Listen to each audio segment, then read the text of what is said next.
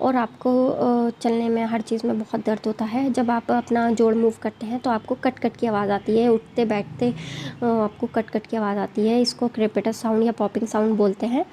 इसमें भी आपको मेडिसिन चलती है और आपको रेगुलर एक्सरसाइज करानी होती है। ये उन लोगों को होती है जो ओवर एक्टिविटी करते हैं या एक्टिविटी कम करते हैं या मोटे होते हैं, और इसमें आपको फिज़ियोथेरेपी लेना बहुत ज़रूरी होती है। इसलिए आप अपनी रेगुलर फिज़ियोथेरेपी लें, मेडिसिन लें और ठीक रहें।